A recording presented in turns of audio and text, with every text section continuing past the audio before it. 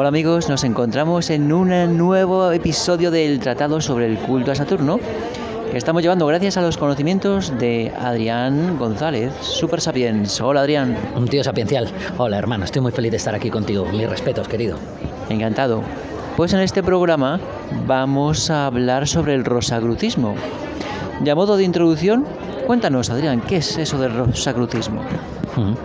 Vale hermano, el rosacrucismo es una corriente de pensamiento que utiliza el símbolo de la cruz y de la rosa en el punto donde los mástiles de la cruz, donde los palos de la cruz se juntan, esa rosa que está ubicada en ese sitio, ¿no? La cruz marca el lugar de la rosa.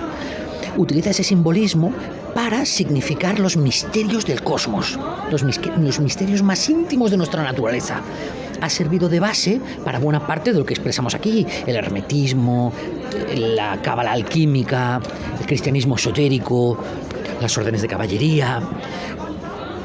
Pero la pretensión del rosacrucismo, más bien que ser una teoría independiente, es más bien la de rendir veneración a ese símbolo unificador, católico, por así decirlo, pero no católico en el sentido de religión sancionada por el Papa en Roma, etcétera, que todo el mundo tiene en mente, sino católico en el sentido de universal, católicos, con pretensiones de unificar todo el universo. Y ya sabemos nosotros que la creación misma, el dios del universo, es Cronos, el señor de la forma, que en movimiento es el tiempo, pudiera resumirse en esa misma cruz, en ese símbolo aglutinador de todo, como el símbolo que por sí mismo, en su cuadrangularidad, en su cuaternidad, su tetrapartición convergente en torno a un punto central, resumen todos los misterios del universo. Ese es el rosacrucismo. Se inició desde tiempos inmemoriales, ha tenido su proyección en todas las culturas que han usado del poderoso símbolo de la cruz, véanse, egipcios a través de sus conocidas cruces, los celtas y, por supuesto, más atinentemente a nosotros, los cristianos. Así es, hermano. Eso a modo de introducción, es el rosacrucismo. Bien, pues vamos a encuadrarlo en su marco histórico. En el capítulo anterior hablamos de los cátaros. Y yo creo que el rosacrucismo va después de los cátaros. ¿Podrías enmarcárnoslo cronológicamente y geográficamente? Sí, claro, desde luego, hermano. Sí, desde luego el rosacrucismo en su formulación tradicional occidental, que hemos de recordar que efectivamente, que pese a que el símbolo tenga una vocación universal, una pretensión de albergar, significar una imagen suprema, altamente definitoria y omnicomprensiva, es una de las variantes de la tradición occidental europea y surge a caballo con el propio cristianismo. ¿Recuerdas que hablamos de que desde su misma fundación el cristianismo estaba asolado de una dualidad? De una dualidad que lo separaba entre lo más esotérico, gnóstico y profundo, y esa continuación de los misterios mayores que se habían considerado cultos mistéricos y maneras de iniciación en la realidad muy sofisticadas. También el cristianismo había dado una manifestación más prosaica, más materialista, más vulgar, que pudiéramos decir relativa a los misterios menores, más exotérica, basada exclusivamente en el literalismo de una historia biográfica que había que aprenderse de una manera fideísta y como decirte, un poco puerilmente, ¿de acuerdo? De carrerilla, de memoria, con exclusividad, etcétera, ¿no? Pero al tiempo que esto sucedía, que se comprimía todo el saber de la antigüedad en una metáfora viva, que vamos a estudiar en el rosacrucismo, la metáfora de Jesús es muy importante, otra parte de la escuela ya utilizaba los símbolos del cristianismo de la manera como fueron concebidos, de la manera que en realidad desata toda su significación potencial. Y ahí surge el rosacrucismo. leyendo las escrituras y la figura, recordemos que esto es un símbolo en torno a la figura de la cruz, leyendo la figura de la cruz de Jesús de Nazaret en todo su recorrido simbólico, en todo el alto significado que ese símbolo es capaz de dar. Por lo tanto, hay quien se aproxima a una cruz y simplemente ve una manera de punición, una manera penitenciaria más o menos caprichosa que los romanos tuvieron a bien emplear con Jesús de Nazaret, ¿de acuerdo? Por sus atentados contra la autoridad de César, etcétera, y otros pretextos más o menos contingentes. Hay quien ve eso, ¿no?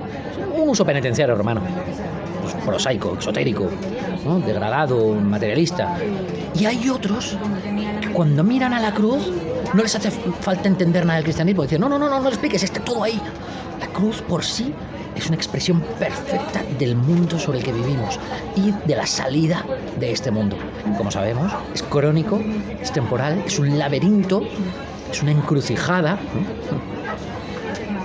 de la que solo se puede salir si uno entiende lo que hay en medio de esa cruz. La rosa, la salvación. Eso es, hermano. Surge paralelamente al cristianismo. Perdona, que me he enrollado. Disculpa. Cuando hablamos de Rosa Cruz, hablamos de una rosa y de una cruz, pero hay muchos tipos de cruces. Yo recuerdo la cruz céltica, que es un círculo y dentro hay pues una cruz, un palo vertical y un palo horizontal que se cruzan.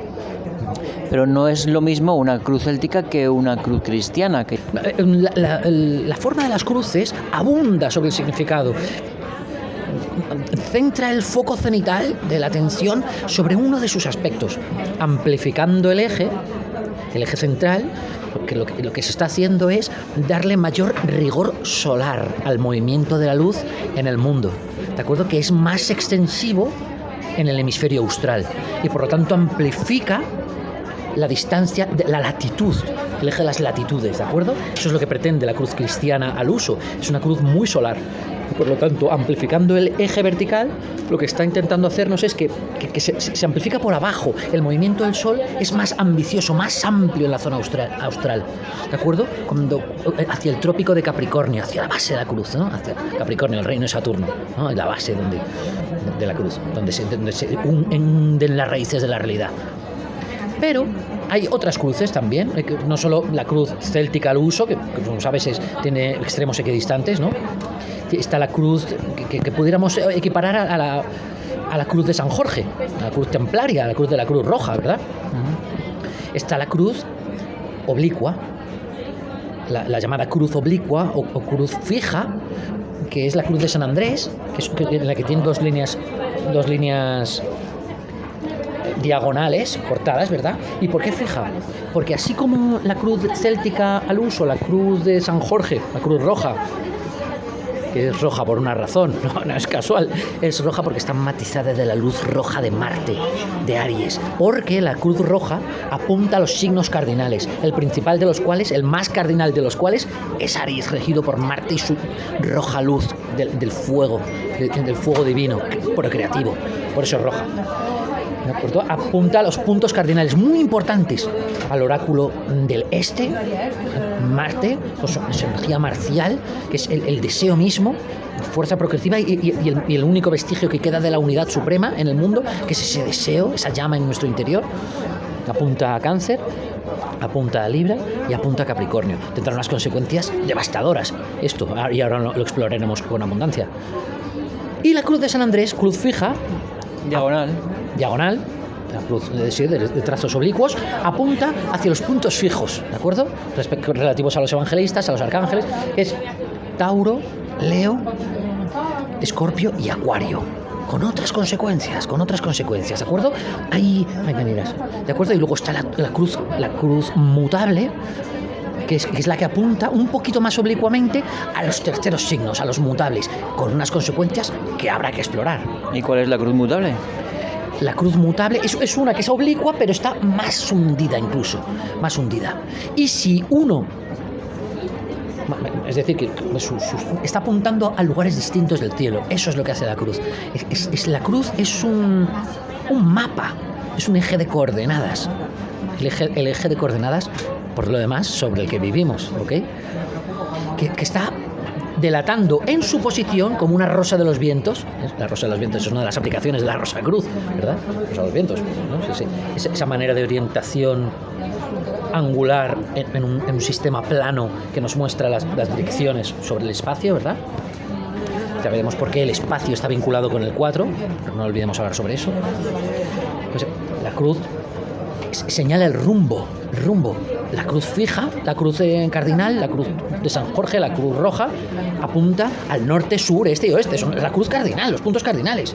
La cruz de San Andrés opera y enseña en el cielo, o sea, te está diciendo dónde está la energía fija, hacia dónde tienes que ir en el espacio para encontrar la energía fija, y es a puntos diagonales. Y la cruz mutable está más inclinada aún porque apunta no a Aries, no apunta a Tauro, sino a Géminis, o sea, a los puntos mutables del cielo. ¿Y la cruz gamada a dónde apuntaría o qué sería eso? Vale, importante la cruz gamada, querido amigo. La cruz gamada, hermano, es la cruz. Es una cruz en movimiento, ¿de acuerdo? Que surge, querido amigo, de unificar las posiciones cardinales de la constelación de la Osa Mayor. La Osa Mayor cuando está en el norte, la Osa Mayor cuando está en el este, la Osa Mayor cuando está en el sur y la Osa Mayor cuando está en el oeste, ¿de acuerdo? Se va dejando ese trazo tan singular, ¿de acuerdo? Que vemos. Entonces es una cruz que implica otro aspecto más de nuestro cosmos, ese casi el más importante para muchos. Hace poco hablamos de la disputa. ¿Es la cruz gamada la cruz más importante? Porque es muy apurado el significado. Nos está diciendo que esa cardinalidad, esa cuadrangularidad, ese reino de la forma que es nuestro universo, ese reino de la forma que es Saturno mismo, Cronos, el gran titán anciano de los días, está en movimiento. Y nos está diciendo que esa forma en movimiento, eso es el tiempo. El tiempo es la forma en movimiento. Y por eso Saturno devora a sus hijos, porque los hijos de la forma somos todos nosotros, y todo lo que está en el tiempo es devorado por él. Todo lo que nace en la forma muere a la forma, también nosotros. Y el rosacrucismo nos lo indica solo con la cruz. Nos está diciendo, ¿quieres la salvación? ¿Quieres la eternidad? ¿Quieres el ser? Entonces no estés en la cruz, tienes que ir al centro, ahí es donde está la eternidad. Todo lo que esté fuera perecerá con el tiempo, será devorado por Saturno. Te enseña la salida, ¿no? Eso significa, querido amigo. Bien, nos has contado que esto del rosacrucismo a nivel europeo, con el cristianismo viene a tomar su inicio, ¿no? Pero antes del cristianismo no estaba la cruz céltica. Claro. ¿Pero eso no es un tipo de rosacrucismo o el rosacrucismo ya es cuando se asocia la cruz a la rosa y la rosa es Cristo? ¿Cómo? Claro, no, evidentemente durante el cristianismo la rosa es el Sagrado Corazón de Jesús, ¿de acuerdo? Es la salvación, pero esto ha tenido una tradición ancestral. Se trata de esto, perdón, voy a empezar a explorar un poco, porque claro, yo entiendo que esto mueva a confusión, es muy ambiguo. Es evidente que el rosacrucismo y su formulación como tal, rosacrucismo, es una manifestación de la cruz cristiana. Es un uso cristiano de la cruz, hecho por caballeros cristianos. Pero ya en todos los templos solares del mundo, disponían una estructura cuadrangular, cuaternaria, basada en plantas de cruz y muros cuadrados, ¿de acuerdo? Disponían que la zona, el Sancta Sanctorum, pasa lo mismo en el templo de Salomón, en el templo de Apolo, en Delfos, etc. El Sancta Sanctorum, el punto, el pedestal, el altar, el sitio más sagrado, el único que además, esto lo decía Gaudí, el único sitio que de los templos que debiera estar iluminado, el resto debe estar en penumbra. El sitio que debe estar iluminado el templo, donde cae el rayo de la luz y donde el sacerdote alza lo que quiera se vaya a consagrar, está en el centro exacto, ¿de acuerdo? El sitio donde estaba el trípode de la Sibila, que interpretaba por los efluvios de ahí de Pitón, debajo la pitonisa, ¿no? El templo de Delfos, y daba el oráculo, estaba en el templo oráculo de Delfos, cuadrangular, una cruz, y en el centro estaba ese pedestal. ¿De acuerdo? Estaba la luz, que tiene que ver con el ser inspirado. con el sol mismo en nuestro corazón, que dentro de nuestra materialidad cuadrangular, que nosotros también, si lo piensas, somos una cruz, ¿no? Eso ya está en el nombre de Vitruvio, ¿no? Esto sabían los arquitectos romanos, como Vitruvio del siglo I, esto no era cristiano, ¿no? Nosotros mismos somos una cruz, y en el centro de esa cruz, ¿qué está? Nuestro corazón, hermano, el centro de nuestra propia cruz, ¿de acuerdo? En el cuarto chakra, aquí en Tiferet. Ahí nos dice, ahí está la respuesta. Y si tú observas el árbol sefirótico de las emanaciones, de los sefirá, pues vas viendo que justo en el punto del corazón los dos árboles se juntan. La energía es dual, pero justo en esa parte la energía se junta en Tiferet. Es decir, que la locura de esta realidad circular en movimiento, de esta rueda samsara, esta locura en la que estamos sumidos, es una locura cuaternaria, siempre cuatripartita, 4 direcciones, 4 reinos, 4 emanaciones, ¿te acuerdas? 4 hipóstasis, lo tenía aquí para que lo viéramos, ¿no? Los 4 hipóstasis de los mundos cabalísticos se unifican aquí, en nuestro centro. Es la manera. Entonces, claro, evidentemente, durante la época del cristianismo, Jesús, que ya sabemos que es Saturno, y ahora vamos con eso, es decir, es el cosmos mismo. Jesús es el universo, es la gran montaña mágica en su persona. Él está simbolizando todo el universo, es el gran Dios universal, ahora es todo en su persona. Ahora analizamos por qué digo eso. Evidentemente, en el reino del cristianismo, la rosa en el centro de la cruz es el corazón de Jesús, que se ha idolatrado durante toda la cristiandad, ¿no? La respuesta está ahí. Pero intuitivamente, sin usar de un registro cristiano, todas las tradiciones eran unánimes en señalar que en el punto central del cuadrado es donde debes buscar ¿no? Los constructores de pirámides, sin ir más lejos, ¿qué es lo que hacían? Cogían una lona cuadrangular, un cuadrado, y como si fuera una tienda de campaña, y en el punto centro, así, erguían la superficie y daban lugar a una pirámide. Esa es la pirámide, ¿verdad? Que es simplemente coger un cuadrado y del punto central elevarlo y crear el tetraedro, estructura más sagrada de la arquitectura, ¿verdad? Que se supone que, además, en los que han investigado los efectos espirituales y mentales en todas las facetas del tetraedro, saben que eso amplifica la conciencia y nos eleva estar dentro de ese tipo de estructuras. De manera que, claro, eso se sabe ya, se sabía ancestralmente. Si bien el resurrecismo, tal y como lo estamos abordando tú y yo hoy, es una hechura de la caballería cristiana, la esotérica, ¿ok? No de la caballería gótica, barbada, que Dios es Cristo con boronas de pan en la barba y imponiéndolo a golpes, sino la gente que entendía de qué iba el asunto, la gente que entendía la sacralidad de esos símbolos, que eran símbolos que no les movían a hacer la guerra contra todo el mundo diciendo Dios es Cristo, sino que entendían que ya eran uno con el resto del universo, y la iconografía cristiana les ayudaba a eso. Entonces dejaban la espada, se convertían en gente extremadamente pacífica, entendían que su simbología les estaba diciendo que el cristianismo es más grande que el cristianismo. Tiene que llamarles a establecer la gran fraternidad universal, la gran fraternidad Rosacruz. Todos pues, participamos de lo mismo, todos somos cruces andantes. Bien, entonces, ¿podrías darnos alguno de los nombres de los rosacrucistas clásicos? Bueno, claro, es que el rosacrucismo, querido amigo, es una corriente silenciosa, anónima. O sea, nadie se declara abiertamente Rosacruz hasta que el Rosacruz ya es un movimiento tardío, decimonónico, con Christian Rosenkreuz, el famoso rosacrucismo alemán, ¿verdad? Y la fama fraternitatis, y todos estos textos que ya son de tipo propagandístico, que intentan hacer como una especie de gran recapitulación doctrinal, y eso es lo que la gente cree que es el rosacrucismo, ¿no? Entonces, el rosacrucismo, que es como el hermetismo moderno que vemos en sus formulaciones actuales, ¿verdad? Que son casi magia. El rosacrucismo, todos los grandes del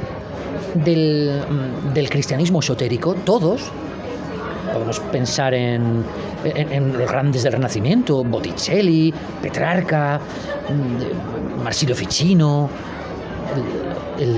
Dante Alighieri, todos son profundamente rosacruces, ¿de acuerdo? Todos abrazan la cruz. Uno de los más grandes entre ellos pudiera ser Bernardo de Claraval, propulsor de la orden templaria, que el propio Dante ubica en el más alto de los cielos, es decir, en lugares donde ni siquiera la propia Beatrice es capaz de alzarse, como un grande, un instructor de los grandes misterios. Y la orden templaria, que son las grandes emanaciones del rosacrucismo, abraza el signo de la cruz, como puedes ver, es la gran cruz roja. Citan tantísimas de las banderas actuales, ¿verdad? Creo que también está en la propia bandera suiza, si no me equivoco. Y en todas aquellas banderas, bueno, las líneas, creo que la bandera estadounidense, ¿no? Bueno, estrellas y bandas más bien. Es la heráldica, hermano, la heráldica de todos los que buscaban en el mundo el trono de Dios, que durante un tiempo se llamó el trono del Preste Juan, ¿de acuerdo? Eran los que cuando miraban la cruz cristiana, más bien que recordar el sistema penitenciario romano, estaban pensando en un lugar en el mundo que pudiéramos llamar centro, el centro. Y como puedes imaginarte, querido amigo, entre otras interpretaciones más materiales que la tienen, el norte geográfico de la Tierra, el norte supremo, es el centro del mundo. Y todas las brújulas apuntan a él.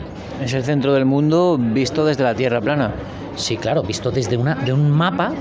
El mapa de la Tierra plana es el llamado mapa de proyección azimutal. Y el azimut es el punto norte. El azimut es un eufemismo para el punto norte. Y de proyección azimutal quiere decir que todo surge del norte.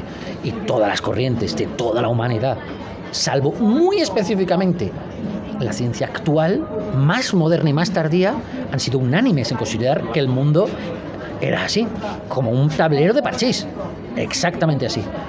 Y que la energía de la diosa, la energía terrena, la energía femenina, llamada magnética por nosotros, María, magnética, ¿no?, te llevaba al origen. Que esa energía telúrica del mundo, bueno, más bien energía electromagnética, esa te conduce de nuevo al punto axial, a la rosa. Y que ir al norte por sí tenía esa sacralidad, el viajar al norte supremo. ¿De acuerdo? Que durante la tradición se ha considerado también el Oriente, y lo habremos oído mucho respecto a la masonería, ¿verdad? El Sagrado Oriente, la Logia Oriente, que son las logias más importantes. Porque el norte, que es el lugar del origen, el lugar donde se dirigen las brújulas, la energía magnética, la energía femenina, divina del mundo, también se considera que es el lugar del que viene el sol, el oriente, el este. ¿De acuerdo? ¿Y por qué? Porque en la cruz cardinal, el inicio de la onda, de cualquier onda, es siempre el este. Es el punto ariano, punto de Marte. Es como digamos, en un reloj de pulsera sería las 9, ¿verdad? Y de ahí empieza todos los movimientos. De ese punto da una vuelta entera al círculo y vuelve, da una vuelta entera al círculo. Por tanto, el origen, que se venera en el equinoccio de primavera, en el grado cero de Aries, que no es ni Piscis ni Aries, es ese punto medio donde las gentes de todo el mundo siempre han ido a buscar por qué nos creó Dios. Es el único sitio en este mundo donde se puede ir a buscar el origen. Y eso hablamos en el episodio pasado, que a través de la cruz gamada invertida los nazis intentaron hacer, ¿verdad? Que es la cruz del movimiento, pero el movimiento invertido. Es decir, volvamos al principio, damos a rewind esa película para ver qué pasó, por qué nos creó Dios, qué tenía en mente para hacer eso. Y eso es el equinoccio de primavera, ese punto entre Piscis y Aries. Piscis es ese universo en decadencia, expansivo, entrópico, oceánico, caótico, indefinido, coral. Y ese punto en el que se levanta el héroe, porque surge el sol tras el horizonte, ¿ves? Ese punto en ese instante, cuando lo piensas ya te has pasado. Eso es lo que toda la humanidad siempre, colectiva y unánimemente, ha deseado trazar, o sea, ha intentado remontar ese punto y decir, ahí es cuando, esa es la energía del inicio, el sagrado origen del mundo. Se intenta remontar hasta allá. Ahí, bueno, es el único punto al que podemos remontarlo. Y eso confiere al llamado oráculo del este, al sagrado equinoccio de primavera, la mayor de las sacralidades en este mundo. Ese punto donde según la tradición, mismamente el dios Atis, que era amante e hijo de la diosa Cibeles, que está aquí en Madrid, pues es castrado por su propia madre y muerto. Entonces su sangre, la sangre del dios Atis, que riega la tierra y la llena de vida, fructifica, dando lugar a la primavera. Eso es mitología griega, ¿verdad?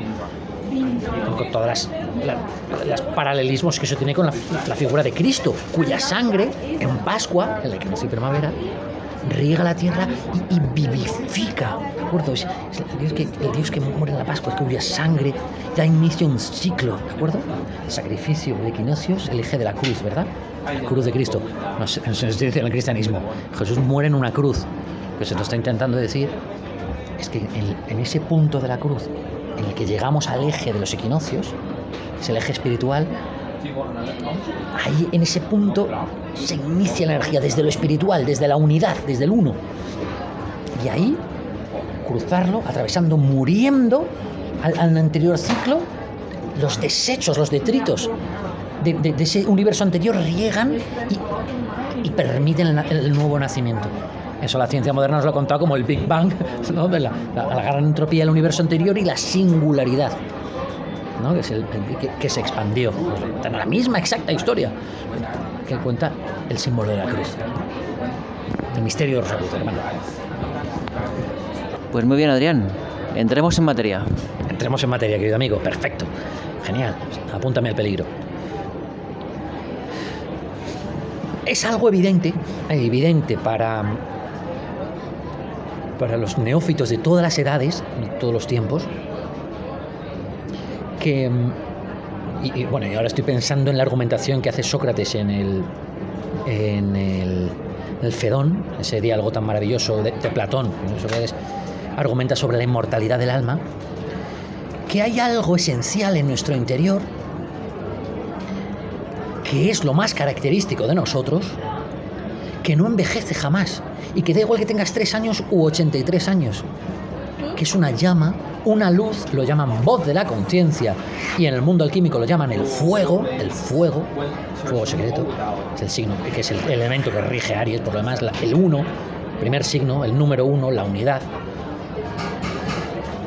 que eso es algo que está ahí y que no depende de nosotros, es el gran observador, perceptor de la realidad, desde ese núcleo ígneo de lo que somos, de nuestra llama vital. El cuerpo puede deshacerse, puede hacer de todo, puede cometer todas las fechorías del mundo, puede sufrir, pero esa voz, lo que la gente que tenga el sol en casas de fuego sabrá de qué estoy hablando, porque los Sagitarios, los Leo y los Aries son un poco así, están provistos de esa luz, entonces tienen la capacidad de visión. Hay una voz que les habla y les confiere una gran información así en un instante. Lo llaman, en el cristianismo lo llaman el Espíritu Santo, a Aries, no te digo más, ¿vale? Te viene y ya sabes lo que hay que hacer, inspirador, liderato, la acción. Pues esa llama que hay en nuestro interior, que cuando palmamos se ve que nos ha abandonado y uno ve un muerto y dice, no, esto ya se ha ido. ¿Qué se ha ido de ahí? ¿Qué se ha ido, no? Esa luz, que tú tienes mucha, viejo zorro. Eso es la unidad, y es eterno, no envejece, es intempestivo, no tiene forma, no tiene límites, no lo ha hecho nadie, es increado, no puede corromperse. Te estoy hablando de esa voz que nos habla, y aun en el mayor de los pesares, imagínate, yo siempre pongo el extremo de una persona a la que le estén amputando una pierna sin anestesia, con una sierra poco afilada.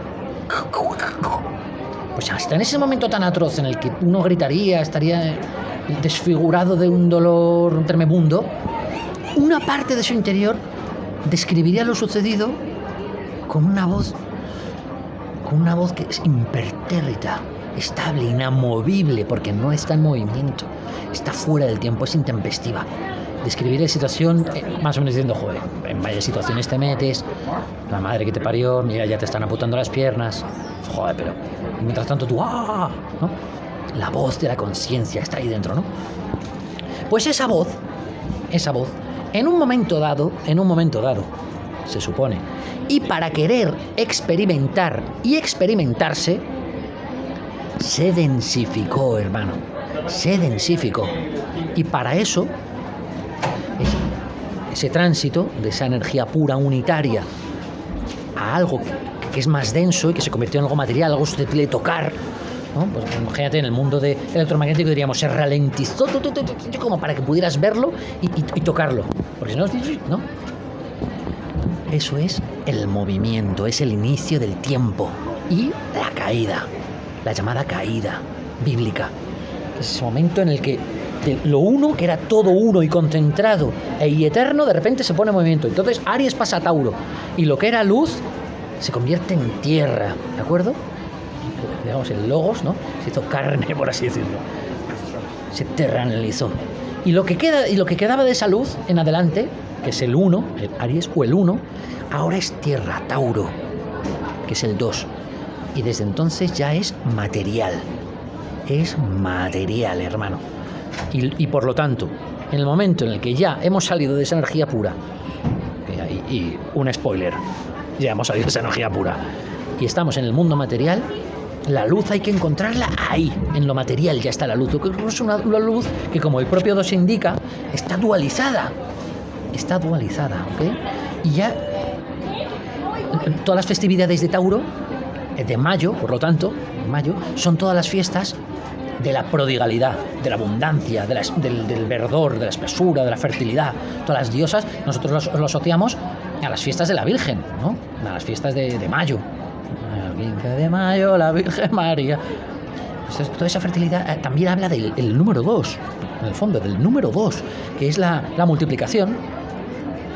La multiplicación, pues, 2 hay 1 y ahora hay la afluencia, se expande y tal, pero ya no es una realidad interior, mística, eterna, ya es algo que puedes ver y puedes palpar, puedes gozártelo, puedes beber, ¿entiendes? Y por lo tanto hay un cierto hedonismo y una cierta frivolidad en eso, en el propio 2, ¿vale?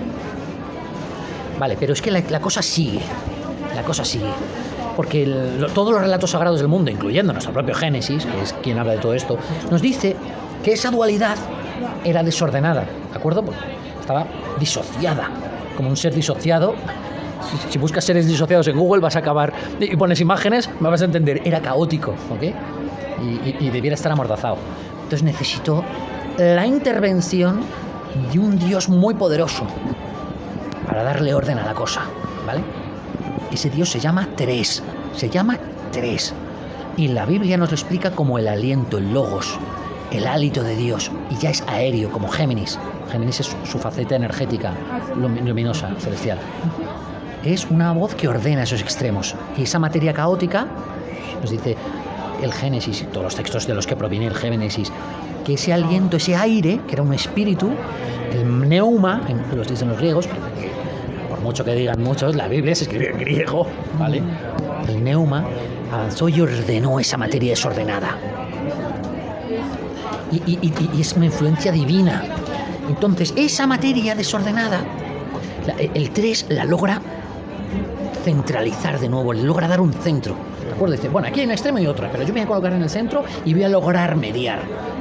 Eso la tradición lo ha llamado Hermes y el hermetismo. Nosotros hemos hablado mucho, es el 3, esa influencia benefactora, ¿vale? Vale.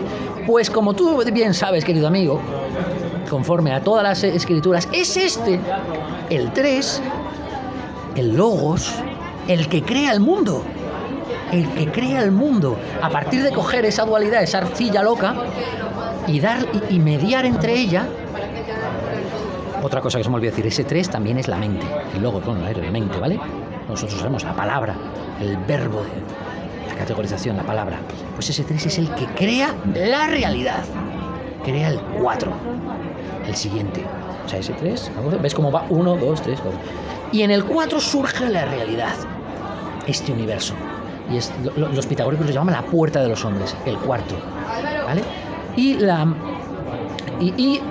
todas las tradiciones lo han llamado las aguas primordiales. ¿Aguas por qué? Porque el 4, todo el mundo sabe que es un signo de agua, es cáncer. Cáncer. Y esas son las aguas primordiales evocativas de la misma placenta de la que salimos nosotros. Las aguas primordiales. Eso es 4. ¿Ok? Cáncer. La piscina, la ciencia nos dice que era un caldo primordial. Las bacterias empezaron ahí a buscar energía eléctrica para empezar a generar a partir de materia inorgánica, materia orgánica y después células a la postre. En fin. El 4, la realidad, cáncer. Pues bien, esta energía unitaria, pura, ariana, aunque digo ariana, no pura Aries, porque luego dicen decir que yo digo que los arios son los puros y se me cae el culo. Ariana, después de dualizarse, por lo tanto de materializarse, y con esa materia se empezara a ordenar, y con una materia ordenada ya no es materia solo, es una idea, el 3. Y esa idea, como está en movimiento, porque está ya en el tiempo, no sé, de la 1 al 2 ya empieza el tiempo, el cronómetro, ya es una mente. Y esa mente crea, sistematiza y categoriza, que es lo que hace la mente, ponerle nombre a todo, crea los grandes arquetipos. Y este mundo real.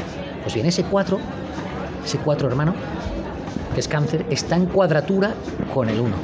Y eso es una relación de conflicto.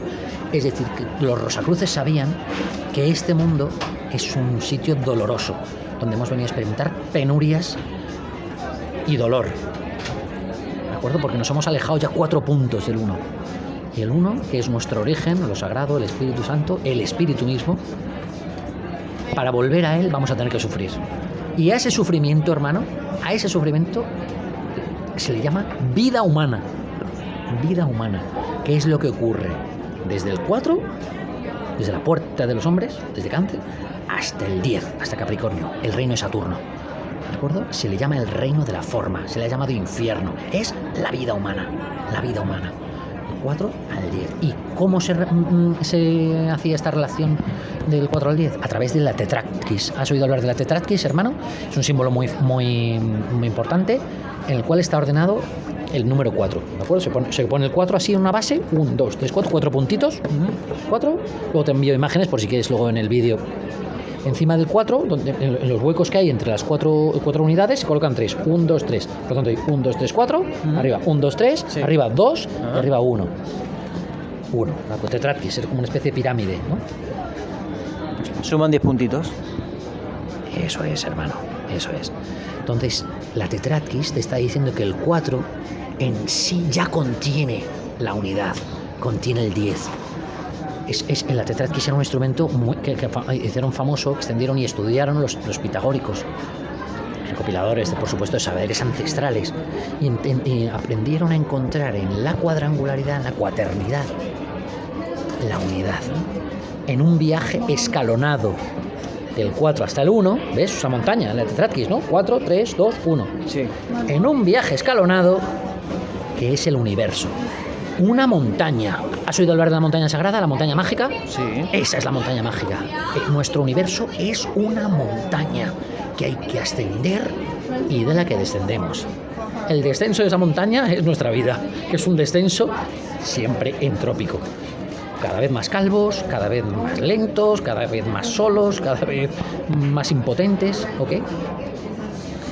Hasta un punto sagrado de nuestra vida, el punto más sagrado en realidad, que es el solsticio de invierno, que rige un tipo del que hablamos mucho tú y yo, que tiene una guadaña, que es un cosechador, que es Saturno, ¿de acuerdo? Hasta la muerte, hermano.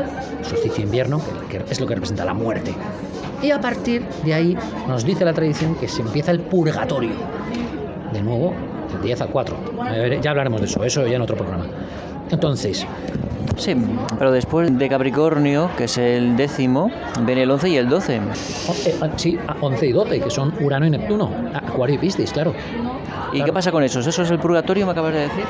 Sí, bueno, el purgatorio no solo es el 11 y 12, sino 11, 12, 1, 2, 3, o sea, todo hasta el 4 otra vez. ¿Pero qué pasa con el 11 y con el 12? Y claro, el 11 y el 12 están fuera de la realidad. son planetas transpersonales, son fuerzas celestiales, son fuerzas que no podemos encontrar aquí. Las encontramos solo a través de un influjo, una proyección. Son fuerzas sobrenaturales, por así decirlo. Te fijas, todos los anillos de nuestra realidad terminan en Saturno. Saturno, el señor de los anillos, es el último de los cielos. ¿De acuerdo? Más allá del cielo, de esos cielos, está el cielo, que es Urano, ¿no? Urano significa realmente lo atmosférico eterno. Urano. Y encima de Urano, Acuario, están las aguas de arriba. Neptuno. Y entonces el 1, el 2 y el 3 también sería parte del purgatorio. ¿Pero por qué? Porque no sería algo terreno. No, porque el terreno va desde el 4 hasta el 10. El terreno empieza el 4. El 4. Antes del 4 es toda una cosa interior, es un sueño, es un mundo onírico, es un mundo invisible, hermano. El reino de los dioses, el reino de los muertos, que es muy importante porque esos puntos, bueno, nosotros ya lo sabemos, el solsticio y solsticio son puntos muy importantes para conectar con ese otro mundo, están en la frontera, son limítrofes. Por eso la Navidad es tan importante para recordar a nuestros seres queridos, recordar a nuestros muertos, etcétera, porque todos los puntos cardinales, que de eso hablaremos, son fronteras. Las fronteras son lugares muy poderosos, son sitios limítrofes, tipos de energía. Pero la vida humana transcurre del 4 al 10. Eso es nuestra vida, de lo que estamos, ¿vale? Desde el inicio de la forma, en el 4, hasta la perfección de la forma, en el 10, lo perfecto. Un 10, macho, un 10. Tú me dices, ¿qué pasa con Urano? Pues es como si yo te dijera, joder, tú eres un 11 sobre 10, apellido. Tú me dices, no, cabrón, ¿cómo que un 11 sobre 10? Si tiene 10 puntos, ¿no? Entonces digo, pues eso, lo mismo. Te vas, ya te has ido, ¿vale? Un 10. Es lo perfecto, lo máximo, lo más que se puede conseguir. En este mundo es algo saturnino, que es la distinción, la ascensión jerárquica, acciones plausibles, el reconocimiento, la excelencia, todo eso que se dice laudeate, ¿no? Todo eso es puro Capricornio, puro Saturno. Lo opuesto, pero en el fondo es el mismo eje solsticial, el eje de la cruz vertical, es el 4, ¿de acuerdo? Que es igual de material que Saturno, pero es acuático y es sensible y es emocional y es el llamado hogar. El hogar, hermano. Ahora me estás hablando del eje vertical. Sí. Y antes me estabas hablando del eje horizontal. Claro, hay que distinguirlos. O sea que el eje horizontal es de lo que me has contado, de que va del 4 al 10, es el reino. No, ese es el vertical. Ese es el palo de la cruz donde está puesto Cristo. El palo de la cruz, la pica sobre la que se han puesto a Jesús. Sí. Ese es el palo de los solsticios. Vale, pero en los pies tiene Capricornio y en la cabeza tiene a Cáncer. Y esto que me has contado del 1, del 2, del 3 y del 4, ¿esto en qué lo podemos enmarcar? ¿En lo vertical, en lo horizontal o era otra cosa de lo que me estás hablando? No, sí, claro. Es desde lo más espiritual, lo más horizontal, si tienen los brazos, hasta lo longitudinal. Es la distancia que hay, importante eso, entre el eje espiritual de los equinoccios y el eje de los solsticios. Del palo transversal de la cruz hasta el palo longitudinal, horizontal y vertical. Vale, lo horizontal es lo espiritual. Sí. ¿Y lo vertical? Y lo vertical, bueno, claro, esto es contraintuitivo porque decimos, no, lo vertical es lo que nos asciende, ¿no? Pero el que nos asciende es el eje de los equinoccios, el que es la línea del horizonte. Ah, el horizontal. La línea del horizonte, por eso la línea del horizonte es tan sagrada, hermano.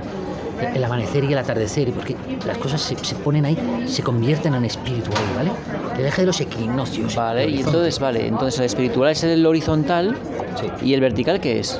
El vertical es el material que hace de este mundo una montaña.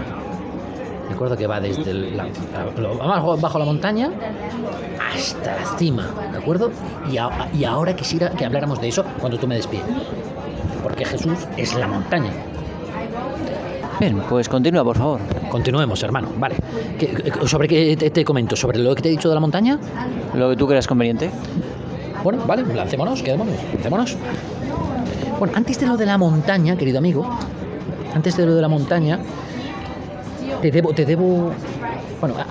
debo incidir un poco más en la importancia del 4. Sí. En la importancia del 4, ¿vale? Hemos visto por qué he incidido yo antes en lo de Aries, Tauro, Géminis, Cáncer hasta la realidad. Porque eso es una carrerilla, una rampa de inicio desde la unidad hasta la realidad, que es cuaternaria, ¿te has fijado? Aries, Tauro, Géminis, Cáncer. Sí. Por eso te he hecho tanta incidencia. Es algo muy fácil de intuir. Tú eres músico, ¿verdad, hermano? Y cuando vas a dar la entrada al inicio de la música, al inicio del holograma, ¿qué dices? 1, 2, 3. ¿Lo ves? Es porque nuestro universo es un patrón rítmico. Es un patrón rítmico cuaternario. Es una música, la música de Apolo se la ha considerado siempre, ¿de acuerdo? Apolo se consideraba la gran divinidad del ser, divinidad solar, cuya música da armonía a toda esta locura, ¿de acuerdo? A través de sus emanaciones. Entonces la gente encontraba en la armonía, como tú ya sabes, la armonía es una manera de unificar notas distintas en algo unitario, en un acorde. Y por lo tanto, los misterios de Apolo, los misterios de la armonía, son los misterios de unificar la realidad. De unificar la realidad significa dejar de estar en esta locura y volver a ser uno otra vez. Volver a unirnos, a unarnos. Pues claro, 1, 2, 3, 4, empieza la realidad. Y 3, 4. 1, 2, 3, 4. La realidad es así. Es un patrón rítmico, ¿de acuerdo? Patrón rítmico es una manera de decir que es la forma en el tiempo. Es una forma que hay que tocar en forma de una posición, una percusión, como el pizzicato, ¿no? Como un pinzamiento en el tiempo. Estamos hablando de Saturno, el tiempo, su reino, hermano.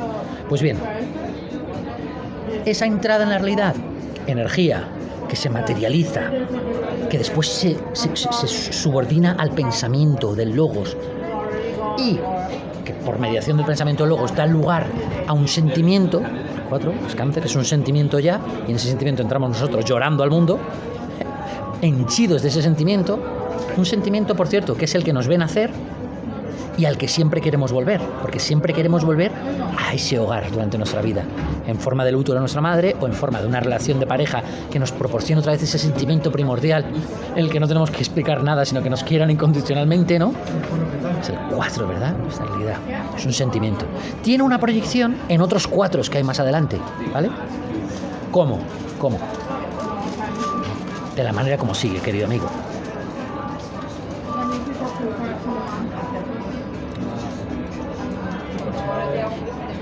El 1 era la unidad, la luz sagrada. El 2, la dualidad, la materia. El 3, el pensamiento. Y el 4, un sentimiento, donde salimos tú y yo llorando. Pues bien, el 5 es de nuevo un 1. El 5 es el hombre, el ser humano, en cuyo corazón ya está la luz misma de esa unidad. Lo que ocurre es que ahora, como ya estamos en la realidad, esa luz infinita creada, pues de lo único que nos queda en la realidad ya es el sol, y hay que seguirlo. Y en nuestro corazón, que está regido por Leo, el sol, también está también ahí la luz solar. Brilla en nuestro corazón, en nuestro interior, en nuestro centro. Pues esa luz da lugar a otro materialismo, que es el 6, que es Virgo, que ya no es la materia en general, es nuestra materia, nuestro cuerpo. El 6 es el número de nuestra corporalidad, pero nuestro cuerpo físico, el nuestro. Por eso los Virgo, te dice, son particularmente cuidadosos con la salud, con sus rutinas, con tal, pero en realidad todo eso es derivado de que sea el 6, ¿de acuerdo? Luego, así como después esa dualidad, ese cuerpo, dio lugar a una mente, en el 3, ¿te acuerdas? En Géminis, ahora da lugar a otra mente, pero ya es Libra. Y ya no es la mente, sino nuestra mente, que es una mente que unifica lo diverso y que es mediadora y diplomáticas, como los Libras, como yo, que intentamos mediar y ordenar, ¿ves? Como hizo el Logos, pero aquí en pequeño formato, en nuestra vida individual, ¿vale? Y esa mente de Libra y tal da lugar a otro sentimiento más tarde, otro 4 más, que es el 8, que es Escorpio, que es una nueva emoción y un nuevo dolor, que es el dolor eterno de la humanidad, que sabe que se está muriendo, que sabe que está sola, que le queda poco tiempo y que todo esto es en el fondo un horror si te paras a mirarlo con lupa, ¿vale? Ese 8 termina en una nueva luz, es un nuevo 1, que es Sagitario, que ya inicia la última rampa cuaternaria de salida del universo. Sagitario, que ya se convierte en la luz del mundo. Los cristianos a Sagitario lo llaman el Dios Padre. Vamos, Sagitario, una flecha que se dirige a la estrella polar, al centro del universo. es el camino. De toda la iconografía de Dios Padre en todas las religiones se basa en Sagitario. Y Júpiter, su regente. Dios Zeus, Dios.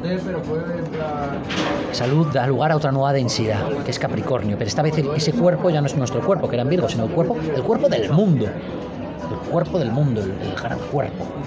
Ya sabemos Saturno, que es nuestro mundo. Nuestro mundo es Saturno mismo, el cosmos. Ese cuerpo da lugar a una nueva mente, es Acuario, ¿no? Que es la mente del mundo, la mente colectiva. Ahora estamos entrando en la era de Acuario. Bueno, falta todavía muchísimo tiempo, pero ya notamos sus efluvios. Y Plutón está a punto de entrar a Acuario, por lo tanto se va a liar parda en el mundo de ¿qué? El mundo de la mente colectiva. En el Internet, en los ideales, en la razón de la sociedad. Los ideales. Y esa mente da lugar a una nueva agua, la última agua triunfal, que es la tuya, que es la de Piscis, hermano. Que son las aguas del mar, de las aguas del mundo, el alma del mundo, el sentimiento del mundo, ¿vale? 4, 4, 4. Siempre es el 4, hermano, siempre, ¿ok? Esto es lo que quiere decir. Y ya, bueno, a menos que nuestros queridos televidentes estén ya hayan perdido, es el momento de dar un trago, de tranquilizarse y de explicar de qué manera los creadores del cristianismo, sus diseñadores, evidentemente, una de sus evidencias la estoy a punto de exponerla ahora, hicieron de la figura de Jesús, en la cruz, una manera de expresar todo el cosmos, tal y como te lo he intentado explicar ahora en su evolución, en su naturaleza temporal, en su separación de un punto inicial donde éramos originarios, virginales, paradisíacos, y el sufrimiento, todo eso en la figura de la cruz, ¿vale?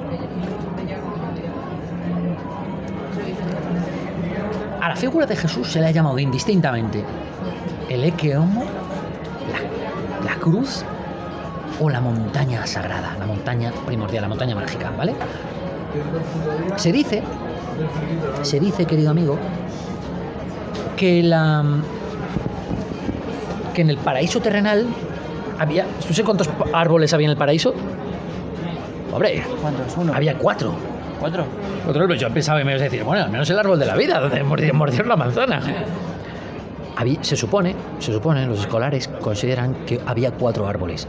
Estaba el árbol de la vida, el árbol axial, que como puedes ver es una metáfora del número 1, ¿vale? El árbol unitario, el árbol que los nórdicos señalaban que en el centro del mundo, en el norte supremo, proyección azimutal, mapa, me van a decir, terraplanista, y yo, pues claro, se erguía en el centro del mundo, el 1, Yggdrasil, el árbol de la vida. Luego había otro que es el árbol de la ciencia, que es un árbol dualizador, ¿de acuerdo? Del árbol de la ciencia no comáis, porque os vais a dualizar, cabronazos, y como os dualicéis se acabó la unidad, ¿vale? Está el árbol de la vida, 1, el árbol de la ciencia, del que no se debe comer, y estando tú y yo aquí en estas circunstancias, pues ya entendemos que se comió de ese árbol. El tercer árbol, hermano, del que se habla en el Génesis, es una higuera. ¿Y en qué momento sale esa higuera? En el momento en el que, después de haber mordido el fruto del árbol 2, se cogen las hojas de la higuera para taparse las zonas pudendas, ¿vale? Y ese es el tercer árbol, ¿vale? La higuera. Y el cuarto árbol se encuentra fuera del paraíso y es una defensa del propio jardín del Edén. Y es una zarza, un arbusto. La zarza es muy importante. La zarza aparece mucho en el cristianismo, ¿de acuerdo? No solo la zarza ardiente, es interesante, que es una relación entre el 4 y el 1, ya veremos, ¿no? Entre la zarza y el fuego del 1, sino en la corona de Jesús, hermano, la corona de espinas. Pues la tradición nos dice, querido amigo, que la Veracruz, si hubiera existido alguna vez, estaba compuesta en su eje longitudinal, en su eje transversal del árbol de la vida, madera del árbol de la vida. Horizontal, claro. Sí. En que la madera longitudinal se había hecho con madera del árbol de la ciencia, ¿vale? Y eso ya nos dice mucho, que la tradición diga eso, ¿vale? ¿Por qué? Porque hace de Jesús una figura que está englobando ya las dos primeras etapas de la humanidad, ¿vale? Se dice también que cuatro emanaciones étnicas de la humanidad. La primera raza, la raza blanca; la segunda, la raza amarilla; la tercera, la raza negra; y la cuarta, la raza cobriza, Atlántida, que se ubicó, está en toda la tradición occidental, en los trabajos de los días, Hesíodo, etc. Bueno, Platón. Entonces, que la propia cruz tiene ya la parte de la primera emanación de la humanidad, la parte de la segunda emanación, que él luego tiene su taparrabos, como tuvieron Adán y Eva en la cruz. ¿Te imaginas a de la higuera? Y por lo tanto, él ya tiene la tercera emanación y tiene la corona de espinas del cuarto árbol. Entonces el vertical es... El árbol de la ciencia. O sea, ¿el horizontal de qué es? El espiritual es el árbol de la vida. El vertical de la ciencia, Sí. el taparrabos de la higuera y la corona de espinas de la zarza. Eso es, hermano. Ya nos está demostrando en la propia figura de la cruz que los creadores de ese arquetipo estaban intentando darle a Jesús una entidad de metáfora de todo el cosmos. Una metáfora de todo el cosmos. En la figura de Jesús ya hay 4 emanaciones, es decir, es como decírtelo, en Jesús es el alfa y omega, es el principio y el final, es la raza blanca y la raza cobriza, es decir, todo el recorrido de la humanidad está ahí, todas las fases, todos los árboles del Edén. Y hay algo más, hermano, muy importante. Durante toda la tradición se entendió que esa montaña sagrada, era una fuente que regaba desde la cima. Esto se encuentra en muchísimas partes de la Biblia, que rompen una roca en una montaña y sale agua de repente, ¿no? Y todos beben y se purifican. Pues que de esa montaña, desde arriba, esas aguas eran las aguas que daban estructura y ordenaban el cosmos. De un extremo del cosmos a otro, es lo que le daba armonía, es ese riego, esa constante música o ese fluir desde arriba hacia abajo, era la influencia de Cristo en el mundo, ¿vale? A través de ese riego, de ese baño, expresado en la figura de Jesús como en la sangre que le emana de la cabeza hacia los pies, que riega toda la estructura. Todas las fuentes durante la Edad Media, invariablemente, se encontraban en el centro de una plaza con una estructura piramidal que quería representar esto: el trono axial, el centro del universo y el gran fluir de la montaña que ordena el cosmos. Entonces, cuando uno iba a la Plaza del Pueblo, que ¿dónde estaba la Plaza del Pueblo? En el centro exacto. Y en el centro exacto está la plaza. Y en el centro exacto de la plaza, la fuente. Y en el centro exacto de la plaza, de la fuente, el chorrito que sale de ahí, como la sangre de Dios en la cabeza, ¿entiendes? Todos los constructores, los arquitectos, la gente estaba instruida en este simbolismo. No es una casualidad, ¿ok? Y no es que un tipo de Galilea o el sistema penitenciario le hicieron las ideas y claro, ¿cómo fue exactamente, hermano, que le castigaron? ¿Y sangró cuando le mataron? ¿Sangró? ¿Cómo sangró? Venga, pues vamos a ponerlo. Venga. Joder, cómo sangró, ¿eh? No es eso. Esa imagen es un hermoso símbolo, omnicomprensivo, totalizador, totalitario, saturnino. Es el universo todo, ¿de acuerdo?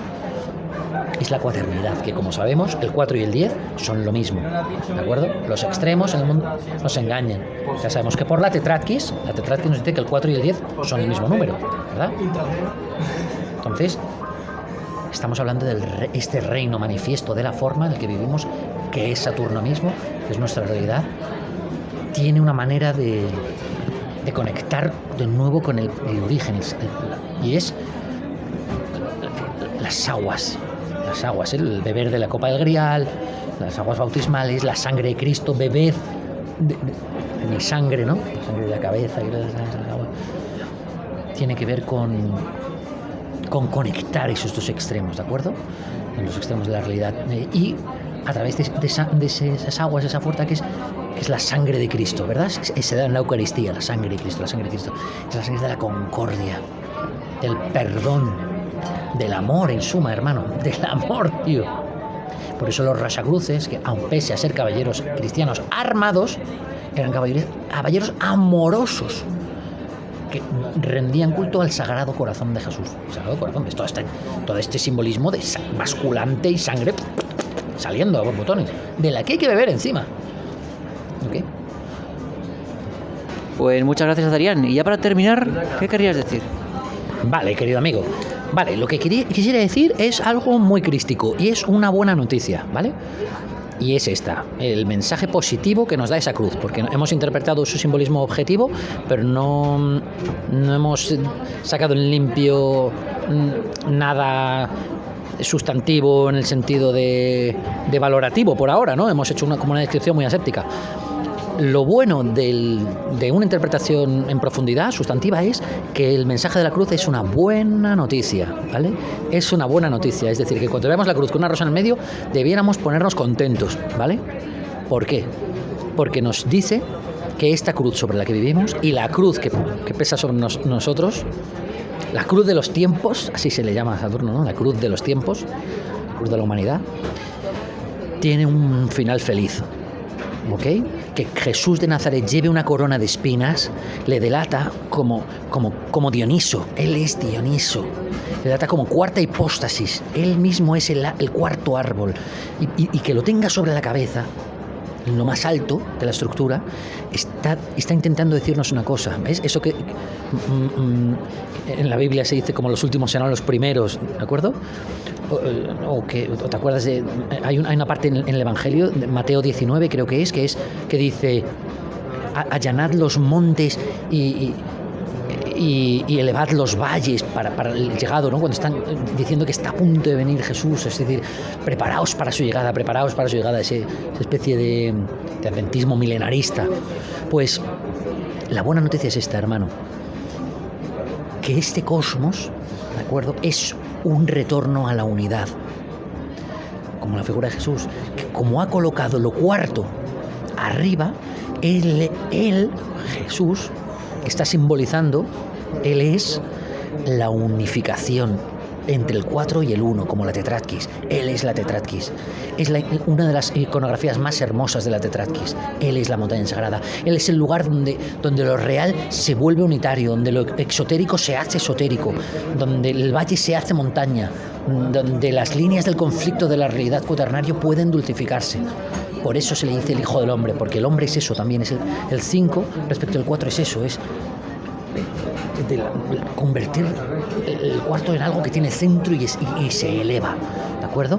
Entonces, cuando veamos la cruz, debemos ver que, aunque nosotros siempre la veamos bidimensionalmente, que ese centro, esa rosa, está elevada y que en lo alto de la estructura hay un premio, diríamos, en lo alto de la estructura. Cuando nos llegue la muerte, hermano, no nos van a dejar tirados, ¿de acuerdo? Que esto se reanuda en sentido de volver a lo que nunca debimos dejar de ser, ¿vale? Y que empezamos a ser en primer término, pues por eso, para poder paladear, ¿no? Cuando el 1 se convirtió en 2. Así que es una historia con final feliz. El juego del parchís acaba bien, se vuelve al centro, ¿ok? Al final las fichas vuelven a la casilla central, ¿ok? Eso es, hermano, lo que quiere decir. Pues muchísimas gracias, Adrián. No, gracias a ti, querido amigo. Menos mal que me tienes paciencia, porque salvo tú, todo el resto de personas, por decir estas cosas, cree que estoy... Así que eso hace que te quiera. Un saludo, amigos. Hasta la próxima. Mis respetos, hermano. Chao, amigos.